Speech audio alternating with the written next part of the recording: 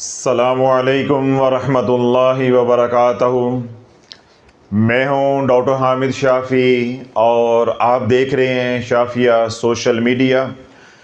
Shafia social media के platform पे जो आज सवाल है वो ये है। अस्सलामुअलैकुम हज़रत साहब, अल्हम्दुलिल्लाह पिछले 1.5 साल से शाफिया सोशल मीडिया से वाबस्ता हूँ और 5 अमाल जो आप उम्मत को तलकीन फरमाते हैं वो बाकायदगी से कर रहा हूँ। तमाम वज़ाइफ से मैंने तौबा कर ली है और ज़िंदगी अब बहुत सुखी हो गई है। मगर एक मसला जो दरपेश है वो ये है कि जूं 5 अमाल की तासीर आ रही है, आस्तीनों में छुपे सांप ज़ाहिर होना शुरू हो गए हैं। वो दोस्त अहबाब और रिश्तेदार जिन पर मैं जान छिड़कता था, आज मालूम हुआ है कि वो मेरी जड़ें कैसे काट रहे थे और मतलब पूरा होने पर मुझसे वो दूर क्यों हुए। बहुत अज़ियत होती है देखकर और सोचकर।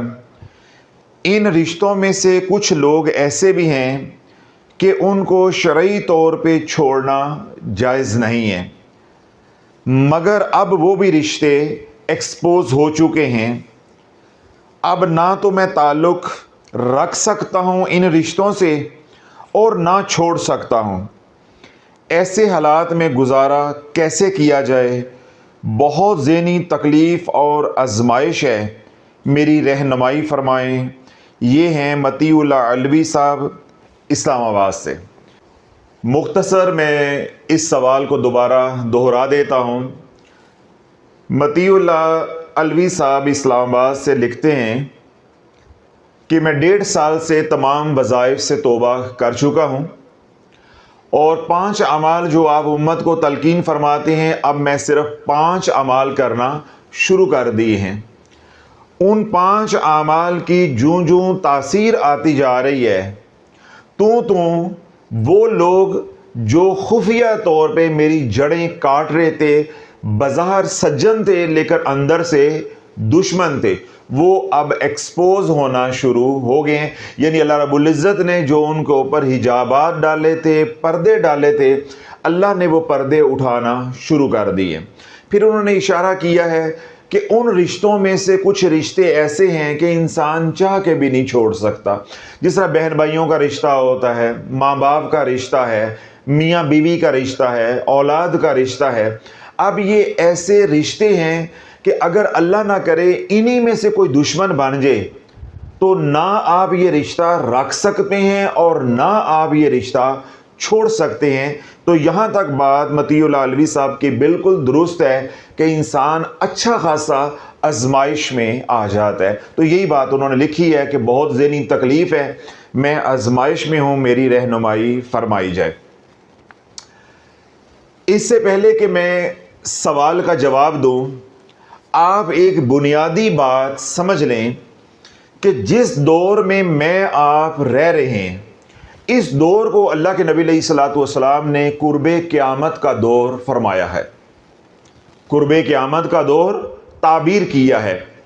अल्लाह के नबी अलैहिस्सलातु वस्सलाम ने इशारा फरमाया कि कुर्बे क़यामत में दीन पे चलना हाथ में अंगारे लेने के बराबर होगा। यानी आज के दौर में दीन पर चलना इतना मुश्किल है जैसे मुझ आपको कोई कहे कि अंगारों पे चलो। जैसे अंगारों के ऊपर, दहकते हुए अंगारों के ऊपर चलना मुश्किल है, इसी तरह आज के दौर में दीन पे चलना मुश्किल है। जो भी दीन पे आज के दौर में चलेगा, दुनिया उसको छोड़ती जाएगी, लोग उसको छोड़ते जाएंगे। वो लोगों को नहीं छोड़ेगा, लोग ही उसको छोड़ते जाएंगे। बहन भाई ही उसको छोड़ते जाएंगे, रिश्तेदार ही उसको छोड़ते जाएंगे, दोस्त अहबाब ही उसको छोड़ते जाएंगे। यानी वो दुनिया को नहीं छोड़ेगा, जब दीन पर चलेगा आज के दौर में ख़ास तौर पे दुनिया ही उसे छोड़ जाएगी। अब आप समेत दुनिया भर में जो लोग सुन रहे हैं, जो बार बार ये बात कहते हैं कि हज़रत साहब हम तो लोगों को कुछ कहते भी नहीं है, हमने तो किसी का कुछ बिगाड़ा भी नहीं है, मगर लोग ही हमारे से रूठ जाते हैं, लोग ही हमारे से नाराज होते जा रहे हैं। सारे बहन भाई, रिश्तेदार, दोस्त, अहबाब हमें छोड़ते जा रहे हैं। तो आज उन तमाम हजरात को काफ़ी शाफी माफ़ी जवाब मिल जाएगा। इंशाअल्लाह अज़ीज़ आप हजरात की तसल्ली भी हो जाएगी और आपका गम भी गल्त हो जाएगा, इंशाअल्लाह गम भी मिट जाएगा। पहली बात जो मैंने कही, जो हुज़ूर सल्लल्लाहु अलैहि वसल्लम की हदीस पाक की तरफ मैंने इशारा किया कि आज के दौर में अगर आप दीन पर चलने की कोशिश करेंगे, आप दुनिया को नहीं छोड़ेंगे, दुनिया ही आपको छोड़ जाएगी। अब इस फिक्रे को आपने जहन में रखना है और 3 बातें आपने तवज्जो के साथ सुननी है।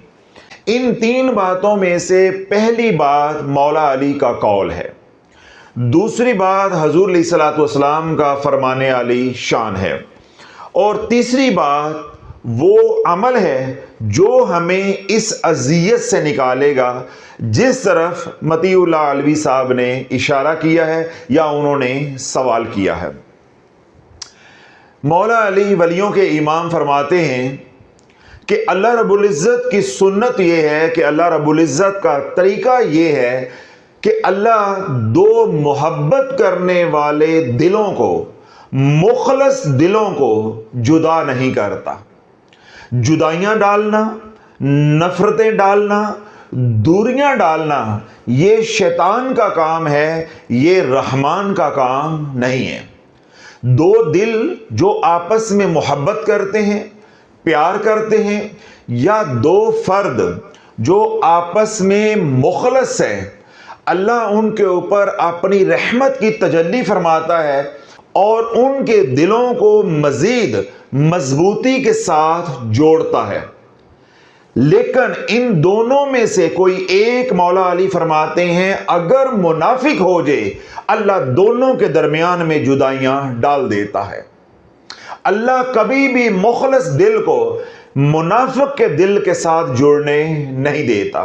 तो अल्लाह, अगर आपको मौला अली का ये फरमान, मौला अली का ये कौल समझ आ गया है, तो फिर आपके दिल को सुकून आ जाना चाहिए कि जो आपको छोड़ रहे हैं, आप उन्हें नहीं छोड़ रहे, आप उन्हें धोखा नहीं दे रहे, आपने उनके साथ ज्यादती नहीं की, आप उनके साथ मुखलस है, आप उनके लिए कुर्बानियां दे रहे हैं, वो आपको छोड़ रहे हैं। तो अल्लाह वालों, इसके ऊपर वावेला नहीं करना, गमज़दा नहीं होना, रोना और कुरलाना नहीं है, बल्कि सजदाए शुक्र अदा करना है कि मुनाफिक तेरी सफ़ों से निकल रहे हैं, मुनाफिक तेरी सफ़ों से निकल रहे हैं। क्यों? अल्लाह मोहब्बत करने वाले 2 दिलों को जुदा नहीं करता। मैंने क्या कहा कि अल्लाह रब्बुल इज़्ज़त तजल्ली फरमाता है और उनका ताल्लुक और मजबूत हो जाता है। मगर इन दोनों में से अगर कोई मुनाफिक हो गया, इधर वाला या इधर वाला, अब अल्लाह इन 2 दिलों को कभी जुड़ने नहीं देगा। क्यों? अल्लाह रब्बुल इज़्ज़त की सुन्नत यह है कि अल्लाह मुखलस को मुनाफिक के करीब नहीं जाने देता, बल्कि उससे दूर कर देता है। तो यूं जो लोग आपको छोड़ते जा रहे हैं बिला वजह, तो आप अल्लाह का शुक्र अदा करें कि आप मुखलस हैं और वो मुनाफिक हैं। तो अल्लाह आपके रिश्तों को मुनाफिकीन से पाक कर रहा है। अगली बात, ये जो मौला अली का कौल है, इस कौल को मैंने 20 बार अपने बयानात में समझाया है। जब मैंने रजत के ऊपर बयानात किए तब भी ये मजमून समझाया। उसके बाद एनर्जी सेंटर्स कैसे एक्टिवेट होते हैं, एनर्जी सेंटर्स कैसे काम करते हैं, जब इन मौज़ूआत के ऊपर बयानात किए तो तब भी मैंने ये नुक्ता समझाया। रिश्तों के लिए एनर्जी का एक होना जरूरी है।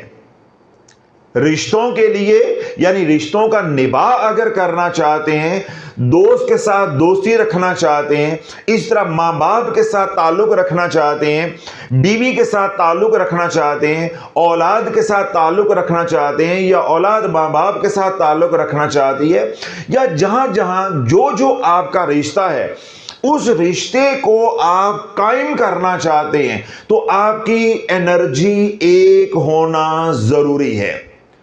और जब तक आपने इस रिश्ते को निभाना है तब तक इस एनर्जी का भी एक होना जरूरी है। जब एक शख्स मुखलस होगा उसकी एनर्जी पॉजिटिव होगी, और एक शख्स बेईमान हो जाता है, मुनाफिक हो जाता है, अंदर से दगा कर रहा है, तो उसकी एनर्जी हो गई नेगेटिव। अब ये पॉजिटिव एनर्जी वाला नेगेटिव एनर्जी के साथ नहीं रह सकता, या ये नेगेटिव एनर्जी वाला शख्स इस पॉजिटिव एनर्जी वाले के साथ निभा नहीं कर सकता। दोनों रिश्तों के दरमियान या दो अफराद के दरमियान एनर्जी का एक होना जरूरी है। चाहे दोनों नेगेटिव एनर्जी हो तो दोनों का निभाव होगा, इसी तरह या दोनों हो तो पॉजिटिव एनर्जी वाले हों तो उनका निभाव होगा। मैं आपको अपनी एक बात सुनाता हूं। जब मेरा निश्तर में एडमिशन हुआ, यानी मैं तुर्की से मुल्तान आया, यानी निश्तर आ गया, तो हमारा 17 मई को पहला दिन था निश्तर में। अब कोई इस्लामाबाद से है, कोई कराची से है, कोई लाहौर से है, कोई मुल्तान से है, कोई कोटअद्दू से है, यानी पूरे पाकिस्तान से, पर्टिकुलरली यानी ख़ास तौर पे पूरे पंजाब से लोग होते हैं। आज बल्कि गिलगित से एक मरीज़ आया हुआ था, तो मैं उससे पूछा था डॉक्टर असगर का क्या हाल है, वो मेरा क्लास फेलो है। तो इस तरह मुख्तलिफ इलाकों से लोग होते हैं, कोई किसी को जानता नहीं होता। आज पहला दिन है, और पहला दिन भी क्या है, क्लास का पहला दिन नहीं है बल्कि रिपोर्ट करना है, तो कोई किसी को नहीं जानता। मैंने देखा कि 2-2:30 बजे के बाद जब ऑफिस टाइम खत्म हुआ, हम रिपोर्ट करके फारिग हुए, अब हॉस्टल अलॉटमेंट का वक्त आ गया। यानी जो बाहर के लोग हैं उन्होंने हॉस्टल लेना है, तो हॉस्टल अलॉटमेंट का वक्त आ गया। अब कुछ समझ नहीं आ रहा कि किसके साथ पेयरिंग करें, किसके साथ हॉस्टल अलॉट करवाएं, यानी कमरा अलॉट करवाएं, क्योंकि जान पहचान तो है नहीं। मगर वो तमाम अफराद जो सिगरेट पीने वाले थे, और एक दो हमारे क्लास फेलो उस जमाने में भी पीने वाले भी थे, वो सारे इकट्ठे हो गए। इकबाल हाल में वो सारे इकट्ठे हो गए। आज तक मुझे ये बात याद है कि सिगरेट ने उनको पल भर में इकट्ठा कर दिया। वो जो नशई थे, उस जमाने में तो शराब थी, आजकल तो आइस नशा आ गया, तो जो एक दो पीने वाले थे और साथ जो सिगरेट पीने वाले थे 5-6, वो सारे इकट्ठे हो गए। उन्होंने 2 कमरे, यानी हर कमरे में 3-3 2 कमरे अलॉट करवा लिए, और बाकी जो हमारी तरह के थे वो परेशान खड़े हैं, उसके साथ मैं पेयर करूं या इसके साथ मैं पेयर करूं। अब आप देखो कि उनकी एनर्जी एक थी, चाहे वो नेगेटिव थी, वो इकट्ठे हो गए। जो हम जैसे थे उनमें से किसी की पॉजिटिव एनर्जी थी, किसी की कम पॉजिटिव एनर्जी थी, किसी की थोड़ी सी नेगेटिव एनर्जी थी, तो हमारी आपस में बन नहीं रही। तो लोगों यही बात मैंने समझाने की कोशिश की है। चाहे रिश्ता पॉजिटिव एनर्जी वालों का है तो उनकी पॉजिटिव एनर्जी दोनों की एक होना, मेंटेन होना, बरकरार रहना जरूरी है अगर रिश्ते का निभा चाहते हो। इसी तरह पीने पिलाने वाले लोग हैं, गुंडे लोग हैं, बदमाश लोग हैं, दगा देने वाले लोग हैं, मुनाफिक लोग हैं, आसान जुबान में कह लो 2 नंबर लोग हैं, तो उनकी एनर्जी कौन सी है, नेगेटिव। तो उनका ताल्लुक अपने जैसे लोगों के साथ ही बनेगा और वहीं पे निभाव होगा। अगर पहले 2 रिश्तों की एनर्जी या 2 अफराद की एनर्जी पॉजिटिव थी, बाद में कोई एक बेईमान हो गया है, मतलबी हो गया है, दगा दे रहा है, तो उसकी एनर्जी बदल गई। जो ही एनर्जी बदलेगी, अब ये रिश्ते का निभाव होने वाला नहीं है। अब आपको लोग क्यों छोड़े? आप पहले उनके हम प्याला हम नवाला थे। आप पहले क्या थे? उनके हम प्याला हम नवाला थे। आपने शाफी के बयाना सुने, अल्लाह ने हदायत की हवा चला दी, आपने सच्ची और सुची तौबा कर ली, गुनाहों से भी और औरादो वज़ाइफ से भी।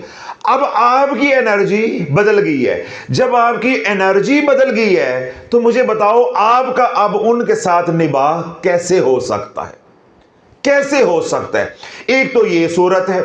दूसरी सूरत ये है कि आप पहले से दीन पर चल रहे थे और दो दिल जुड़े हुए थे, अब कोई आपको छोड़ रहा है तो आपने दिल नहीं अपना तोड़ना या आपने हिम्मत नहीं हारनी, मायूस नहीं होना, बल्कि मौला अली का फरमाने अली शान अपने जहन में रखना है कि जब तुम किसी से मुखलस हो, तुम उससे दगा नहीं कर रहे, मगर फिर भी लोग तुम्हें छोड़ रहे हैं, तो समझ जाओ कि तुम्हारी सफों से अल्लाह मुनाफिकीन को निकाल रहा है।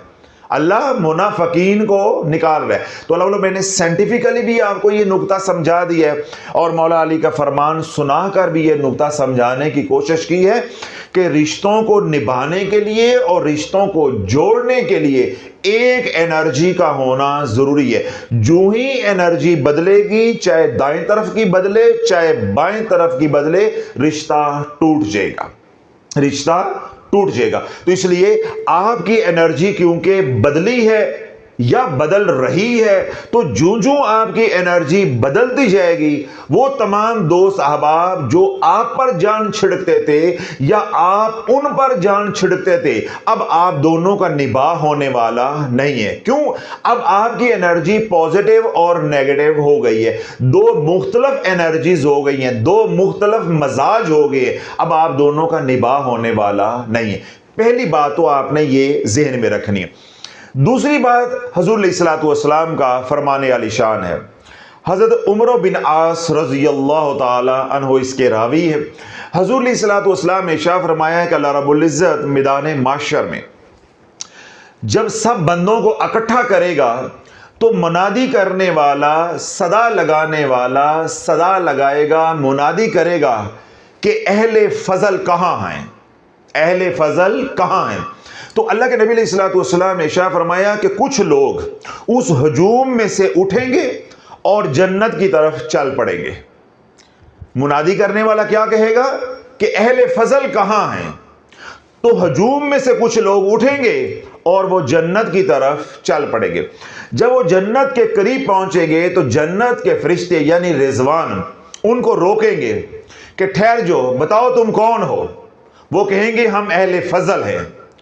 अब वो फरिश्ते, वो रिजवान पूछेंगे तुम्हारा फजल क्या है, तो वो जवाब देंगे कि दुनिया में लोग हमारे साथ ज्यादती करते रहे, दुनिया में लोग हमारे ऊपर जुल्म करते रहे, दुनिया में हमारे ऊपर लोग काला जादू करते रहे, हमारे से पैसा लिया पी लिया, हमारी बेटी का रिश्ता लिया फिर हमें जलीलो ख्वार किया, हमारे से मकान दुकान किराए पे ली उस पे कब्जा कर लिया, हमारे पे तोहमतें लगाई, यानी हमें जलीलो ख्वार किया, मगर हम उनके गुनाहों को दरगुजर करते रहे, हम उनकी खताओं को माफ करते रहे।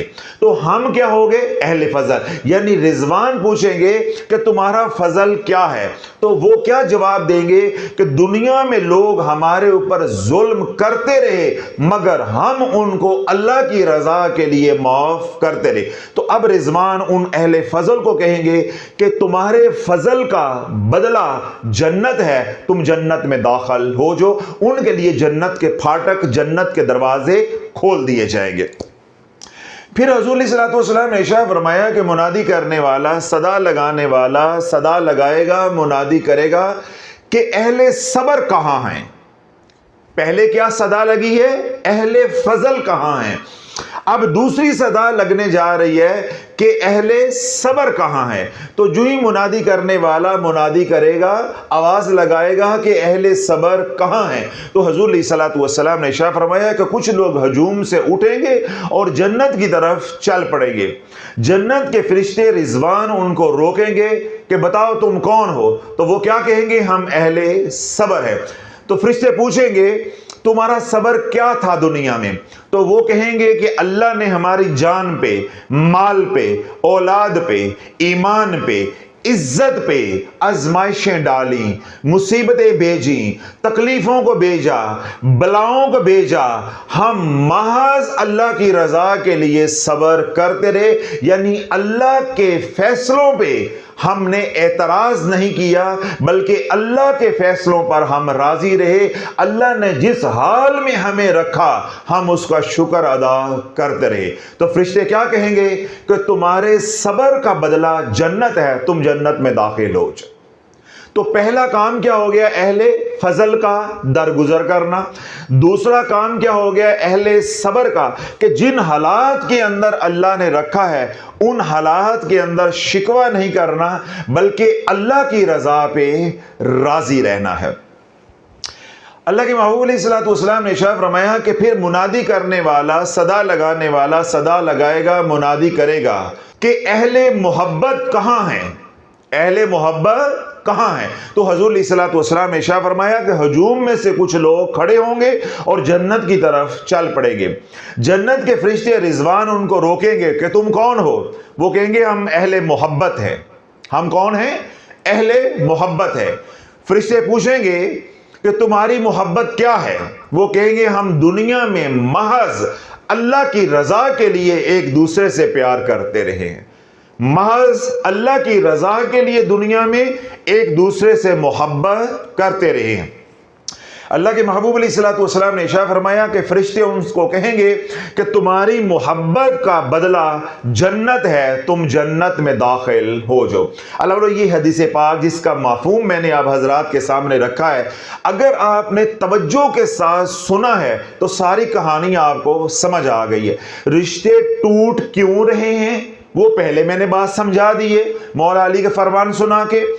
अब हमने काम कौन कौन से करने हैं ये बात भी मैंने समझा दी है हुजूर अलैहिस्सलाम का फरमान आली शान सुना के, कि आपने मतीउल्लाह अलवी साहब की तरह 3 काम करने हैं कि जो लोग आप पर जुल्म कर रहे हैं उनको अल्लाह की रजा के लिए माफ करते जाओ, और जिस हाल में अल्लाह ने रखा है लोग छोड़ रहे हैं, जो कुछ तुम्हें कह रहे हैं उसे बर्दाश्त करो, यानी सब्र करते जाओ। और जो रिश्ते बच गए हैं मगर अब काबिल एतमाद नहीं रहे, जिस तरह अलवी साहब ने कहा कि कुछ रिश्ते ऐसे हैं कि शरण भी हम उनको छोड़ नहीं सकते।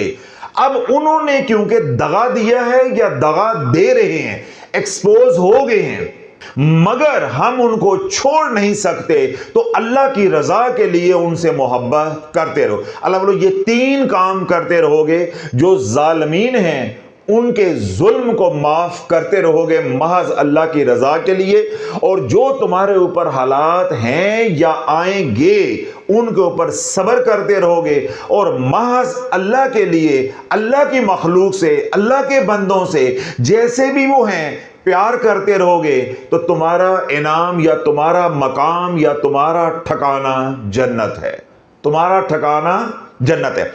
अब अल्लाह, ये जो मैंने मौला अली का फरमान सुनाया है मसले की तशखीस के लिए, और हुजूर अलैहिस्सलाम का फरमान अली शान सुनाया है कि आपने कौन कौन से 3 काम करने हैं। अब ये 2 फरमान सुन के आपको सब्र आने वाला नहीं है, आपका काम बनने वाला नहीं है, ना आप तशखीस पे ठहरेंगे, आपको इस्तकामत होगी, आपका गम खत्म होगा, और ना ही आपसे इन 3 बातों पे अमल होगा। क्यों? आप निडाल हैं गम से, आप अजियत में, अलवी साहब की तरह तकलीफ में हैं।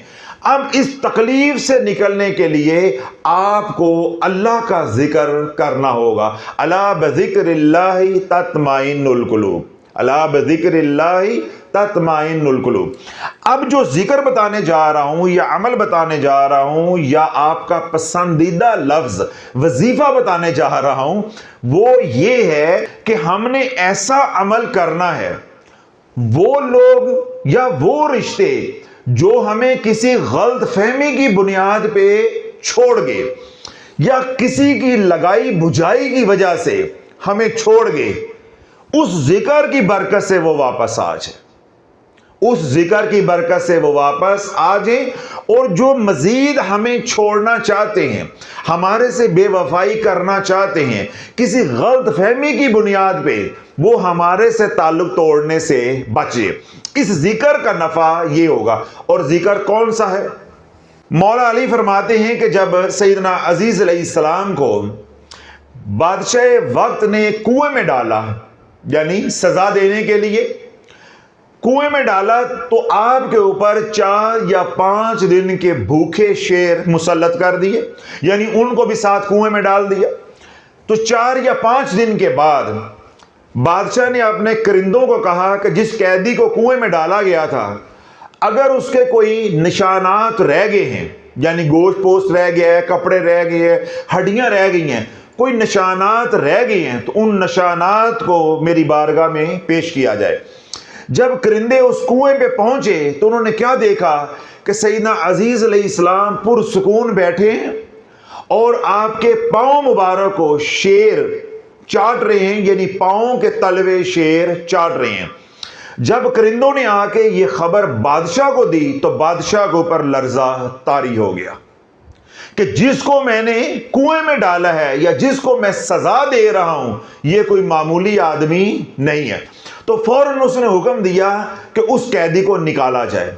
जब सैयदना अजीज अलैहिस्सलाम को निकाला गया और बादशाह के दरबार में पेश किया गया, तो बादशाह ने 10 बस्ता अर्ज की कि सिर्फ मुझे यह बता दें कि आप कौन सा अमल कुएं में बैठकर करते रहे हैं कि शेर आपके मती हो गए हैं, कि बजाय कि वो आपको चीर फाड़ देते, आपको नोचते, वो तो आपके पांव के तलवे चाटते रहे हैं, आपको कोई 5 दिन में 4 दिन में नुकसान नहीं पहुंचाया।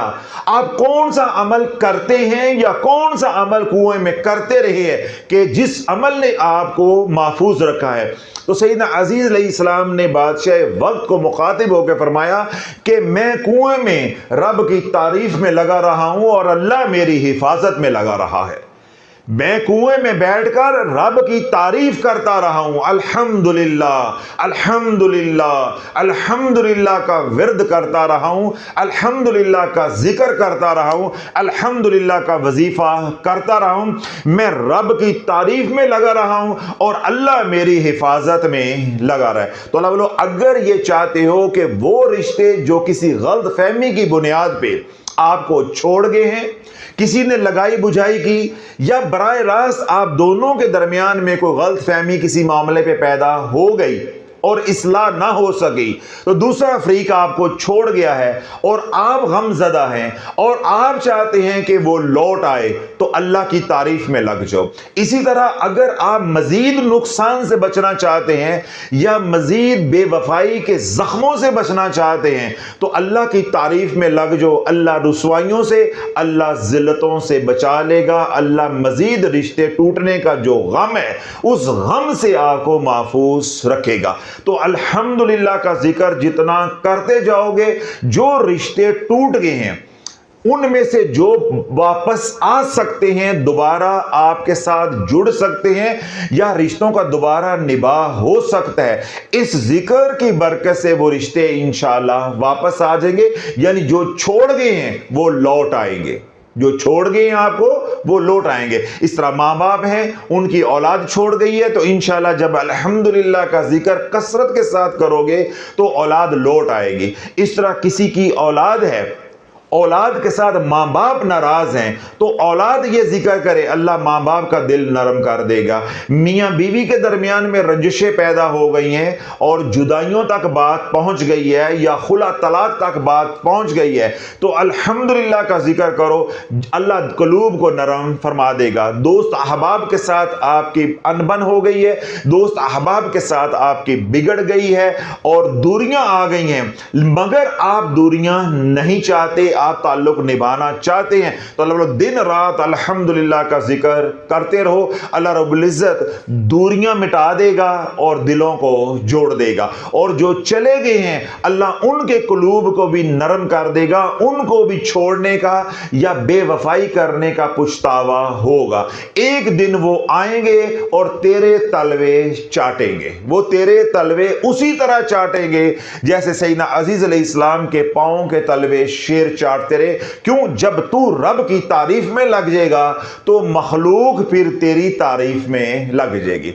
जब तू रब की पाकी बयान करना शुरू कर देगा तो मखलूक तेरे ऐब नहीं ढूंढेगी, मखलूक भी तेरी खूबियां ढूंढेगी।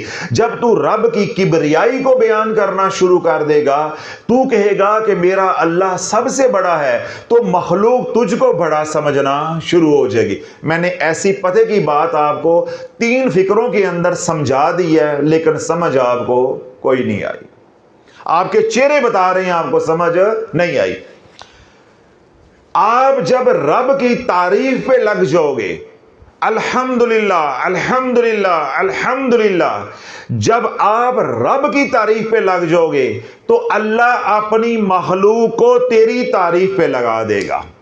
जब आप सुभान अल्लाह का जिक्र करोगे, रब की पाकी बयान करना शुरू कर दोगे, तो वो दोस्त अहबाब, वो रिश्तेदार जो तेरे ऐब देखकर तुझे छोड़ गए, वो फिर तेरे ऐब नहीं देखेंगे बल्कि तेरी खूबियां पहचानने की कोशिश करेंगे।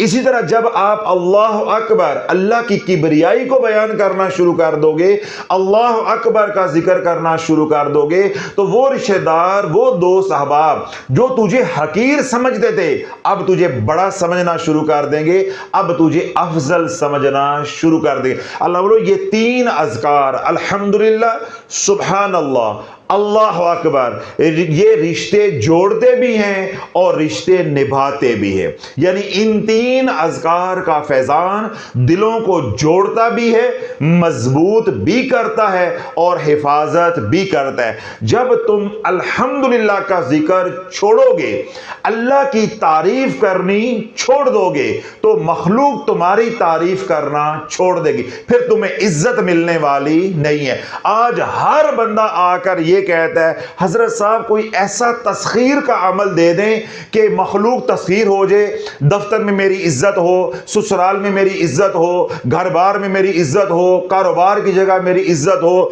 मस्जिद में खानका में मेरी इज्जत हो, बाजार में मेरी इज्जत हो। अल्लाह वालों, बता तो रहा हूं, तुम अल्लाह की तारीफ पे लग जाओ, मखलूक तुम्हारी तारीफ पे लग जाएगी। ये सादा सादा वजीफा है, सादा सादा फार्मूला है। जब तुम रब की तारीफ से गाफिल हो जाओगे, अल्लाह मखलूक को तुझसे गाफिल कर देगा। As you sow shall you reap, जो तुमने बोना है वो ही काटना है। तुम अल्लाह की तारीफ पे लग जाओ, मखलूक तुम्हारी तारीफ पे लग जाएगी। तुम उठते बैठते अल्लाह के गुण गाओ, जिसका खाते हो उसी का बोलो, अल्हम्दुलिल्लाह अल्हम्दुलिल्लाह अल्हम्दुलिल्लाह। लोग तेरे बारे में अच्छे कालिमात कहना शुरू कर देंगे, तुझे इज्जत मिल जाएगी। तुझे सूरत कौसर पढ़ने की जरूरत नहीं पड़ेगी, तुझे सूरतुल मोमिनून की आखिरी 4 आयात पढ़ने की जरूरत नहीं पड़ेगी, तुझे 55 रुपए का रसाला लेकर घोल कर पीने की जरूरत नहीं पड़ेगी। शाफी सीधा सीधा फार्मूला तुझे बता रहा है, किसी के पास जाने की जरूरत नहीं है। तुम रब की तारीफ में लग जाओ, मखलूक तुम्हारी तारीफ में लग जाएगी। तुम सुभान अल्लाह के जिक्र में मगन हो जाओ, अल्लाह की पाकी बयान करना शुरू कर दो, लोग तुम्हारे फिर ऐब नहीं देखेंगे, ऐब होंगे। हर बंदे में कोई ना कोई ऐब होता है, बेऐब तो सिर्फ अल्लाह की जात है। अल्लाह अपनी खुदाई में बेऐब है और उसका मुस्तफ़ा अपनी मुस्तफ़ाई में बेऐब है। बाकी हर बंदे के अंदर कोई ना कोई छोटा मोटा ऐब है। ऐब मुझ आप में मौजूद हैं और होंगे, मगर जब हम सुभान अल्लाह का जिक्र शुरू कर देंगे, अल्लाह की पाकी बयान करना शुरू कर देंगे, तो अल्लाह की मखलूक फिर हमारे ऐबों की तरफ तवज्जो नहीं करेगी, बल्कि हमारी खूबियों की तरफ तवज्जो करेगी। हमारा रब सत्तारी वाला मामला फरमाएगा, हमारे ऐबों के ऊपर पर्दे डालता जाएगा और हमारी खूबियों को हमारे रिश्तेदारों, दोस्त, अहबाब के सामने नुमायां करता जाएगा। उनके ऊपर जो पर्दे डले हैं हैं यानी खूबियों के ऊपर, अल्लाह वो हटाता जाएगा। तो हम मखलूक हमारी खूबियों की तरफ मतवज्जे हो जाएगी। तो जब हम किसी की खूबियों की तरफ मतवज्जे होंगे तो क्या होगा, हम मुतासिर होंगे। जब हमारे दोस्त अहबाब मुतासर होंगे या हम उनसे मुतासर होंगे, दिल मजीद जुड़ जाएंगे, रिश्ता मजीद मजबूत हो जाएगा। इसी तरह जब हम अल्लाह की किबरियाई को बयान करना शुरू कर देंगे, चलते फिरते उठते बैठते अल्लाह अकबर अल्लाह अकबर अल्लाह अकबर का जिक्र करेंगे कि अल्लाह सबसे बड़ा है, अल्लाह सबसे बड़ा है, अल्लाह सबसे बड़ा है। जब हम रब की यूं किबरियाई को बयान करना शुरू कर देंगे तो अल्लाह की मखलूक तुझे बड़ा समझना शुरू कर देगी। यानी मैं अल्लाह अकबर का जिक्र करता हूं तो मेरे दिल में अल्लाह मां बाप की इतनी हैबत और अजमत डाल देगा कि मैं कहूंगा कि मेरे मां बाप जैसे तो किसी के मां बाप ही नहीं है। अगर मेरे भाइयों के साथ नहीं बनती तो जब मैं अल्लाह अकबर का जिक्र कर दूंगा तो मेरे भाई मुझे बड़ा समझना शुरू कर देंगे। और इसी तरह अगर मैं किसी से नाराज हूं तो मैं अल्लाह अकबर का जिक्र करूंगा, अल्लाह उनके दिल फेर देगा। और अगर वो मुझसे नाराज हैं और मैं अल्लाह अकबर का जिक्र करूंगा तो अल्लाह उनके दिल में मेरी हैबत को डाल देगा, मेरे मकाम को बुलंद करके उनके सामने पेश करेगा और वो मानने पे, इकरार करने पे मजबूर हो जाएंगे कि मैं उनसे अफजल हूं, मैं उनसे बड़ा हूं। तो अल्लाह बोलो ये तीन अज़कार अल्हम्दुलिल्लाह, अल्लाह अकबर, सुबहान अल्लाह, ये रिश्ते बनाते भी हैं और रिश्ते निभाते भी हैं। ये पॉजिटिव एनर्जी जनरेट करने के तीन डिपो है, यूनिवर्सल डिपो है।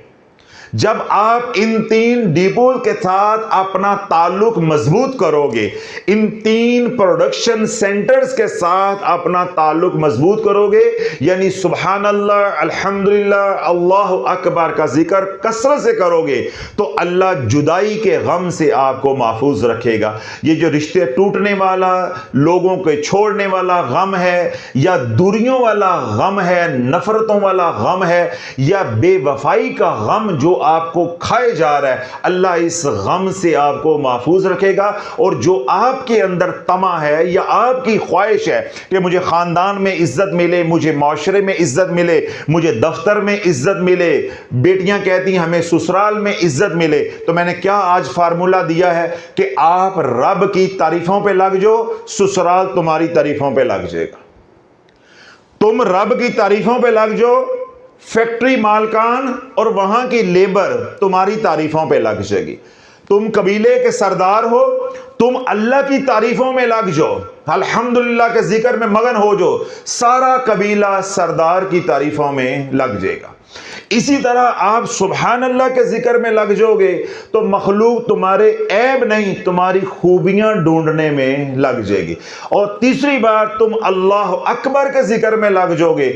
आज जो तुम्हें हकीर समझते हैं, कमीना समझते हैं, छोटा समझते हैं, कमी समझते हैं, कल तुम्हें वो बड़ा समझना शुरू हो जाएंगे।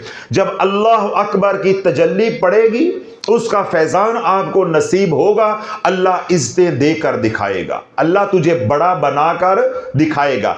इसी तरह जब सुभान अल्लाह की तजल्ली पड़ेगी, उसके अनवार व तजल्लियात तुम्हें मिलेंगे, उसका फैज तुम्हें मिलेगा, तो अल्लाह तेरे ऐबों पे पर्दे डाल देगा, तेरी खूबियों को नुमायां कर देगा, लोग तेरे से मुतासिर होना शुरू हो जाएंगे। और इसी तरह जब तुझे अल्हम्दुलिल्लाह का फैजान मिलेगा तो लोग तेरी तारीफों के पुल बांधना शुरू हो जाएंगे। तुझे किसी भी किस्म का तस्खीर का अमल करने की जरूरत नहीं है, तुझे महज जिक्र करने की जरूरत है। अल्हम्दुलिल्लाह, सुभान अल्लाह, अल्लाह अकबर। मतीउल अलवी साहब हो या आप में से कोई हो, जो ये चाहता है माशरे में इज्जत हो, बेटियों की इज्जत हो, खानदान में इज्जत हो, दोस्त अहबाब में इज्जत हो, अगर इज्जत चाहते हो तो तब भी ये तीन अज़कार करने हैं। रिश्ते निभाना चाहते हो तब भी आपने यही तीन अज़कार करने हैं। और अगर आप सरदारी चाहते हो, अल्लाह मुझे सरदारी दे बेमिसलो मिसाल, तब भी आपको ये तीनों अज़कार करने होंगे। तो आप हजरात को भी इन तीनों अज़कार की इजाजत है, इनकी कोई तादाद नहीं है। क्यों? जिक्र के बारे में रब क्या फरमाता है? या अय्युहल्लज़ीना आमनू ज़कुरुल्लाह ज़िक्रन कसीरा, ए ईमान वालो कसरत से अल्लाह को याद करो, यानी अल्लाह का जिक्र करो, जितना जिक्र कर सकते हो करो, कोई शराइत नहीं। पाकी ना पाकी, वजू बगैर वजू, चलते फिरते उठते बैठते हर हाल में अल्हम्दुलिल्लाह अल्हम्दुलिल्लाह अल्हम्दुलिल्लाह, अल्लाह अकबर अल्लाह अकबर अल्लाह अकबर, सुबहान अल्लाह सुबहान अल्लाह सुबहान अल्लाह। इन तीनों अज़कार को जोड़कर करो, सुबहान अल्लाह अल्हम्दुलिल्लाह अल्लाह अकबर। इस तरह भी ठीक है।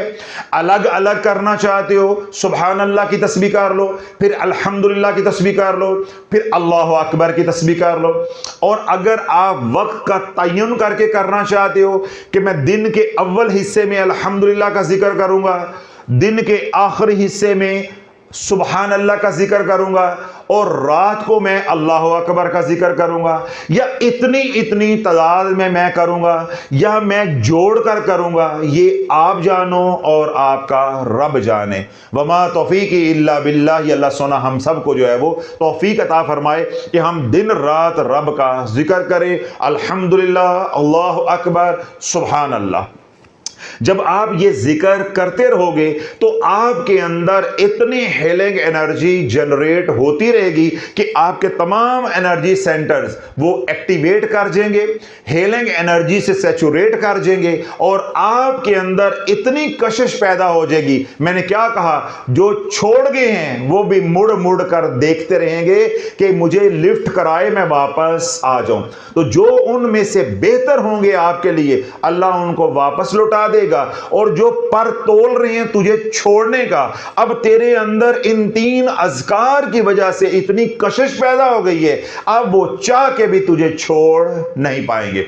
तो यूं आप मतीउल्लाह अलवी साहब की तरह इस अजियत और तकलीफ से महफूज रहेंगे।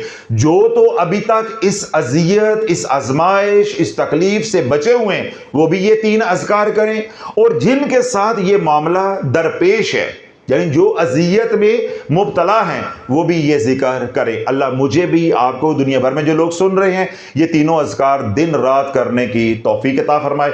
इसके साथ आपने कोई वजीफा नहीं करना, वही 5 अमाल जो उम्मत को बताता हूँ, वही आपने 5 अमाल करने हैं। हर नमाज के बाद हसार करेंगे, खिजरी अमल या हसार नबवी अलैहिस्सलाम। 2 हसार के तरीके मैंने बताए हैं जो दुनिया भर में लोग कर रहे हैं अल्हम्दुलिल्लाह। अगर तो आपको मालूम है खिजरी अमल क्या है या हसार नबवी अलैहिस्सलाम क्या है, तो बहुत अच्छी बात है। अगर आप पहली बार यहाँ तशरीफ़ लेकर आए हैं आज, या सोशल मीडिया पे कोई आज पहली बार सुन रहा है, तो आप यूट्यूब पे जाएं, वहाँ लिखे हैं हसार नबवी अलैहिस्सलाम डॉक्टर हामिद शाफी, वो बयान सामने आ जाएगा। छोटा सा क्लिप है, वो सुने, आपको मालूम हो जाएगा कि हसार नबवी में क्या पढ़ा जाता है, बदनी और रूहानी हसार कैसे करते हैं।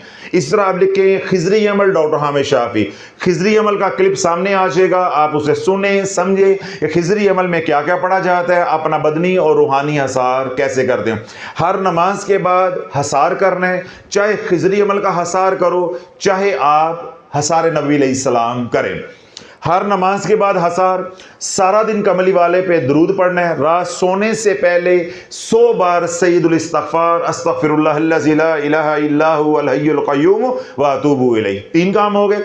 2 शराइत हैं, रिज़्क़ हलाल कमाओ और खाओ, और अपनी आंखों की हिफाजत करो। ये 5 अमाल हैं जो पिछले 2 साल से कमोपेश मैं बता रहा हूँ। इन 5 अमाल की तासीर को पाने के लिए मैं क्या कहता हूँ कि जितना अल्लाह ने दिया है उसमें थोड़ा बहुत अल्लाह की राह में खर्च करते रहो, यानी सदका खैरात करते रहे।